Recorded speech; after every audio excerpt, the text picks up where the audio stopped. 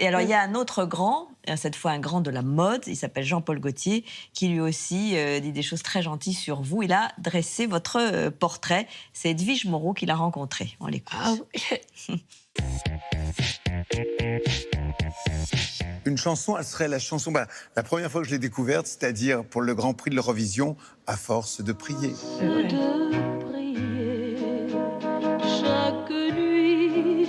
Elle a tellement bien prié que voilà, on prie avec elle toujours. Eh ben, ce serait une robe colonne drapée. Zorba, on va dire, Zorba, mais version femme. L'énergie, la voix, la lumière de la Grèce, c'est tout elle. Eh bien, je dirais, voilà. Et je vois maintenant, je vous vois, je vois la caméra. Et elle voit tout son public grâce aux lunettes. Elle serait un oiseau, elle serait évidemment le rossignol. La voix, la gorge, c'est elle. Je dirais un tableau de Léonard de Vinci, la Joconde, en rajoutant évidemment les lunettes et la coiffure comme ça qui remonte comme ça sur le côté avec la raie au milieu. Donc elle n'est pas loin. Hein. Anana. Ah oui, je mets mes lunettes du coup.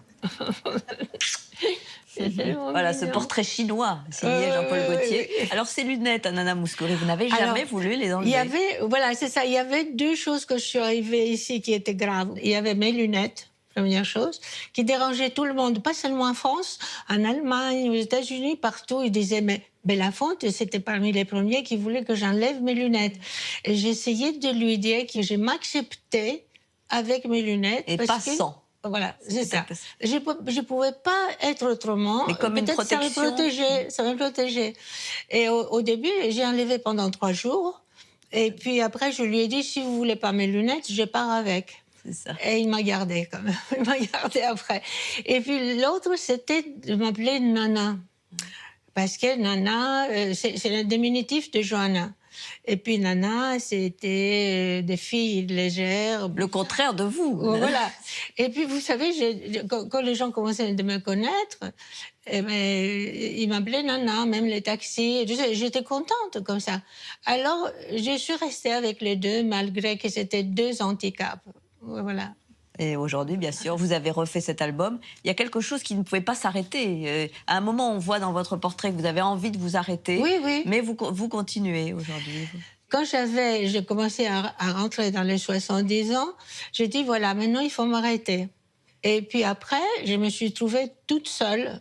Parce que vos 2 enfants, évidemment, étaient grands, partis. Et alors, c'était pas possible. Et au bout de quelques années, je trouvais justement l'excuse, c'était les 50 ans des roses blanches de Corfou. Après, j'ai cherché une autre excuse, c'était mes 80 ans.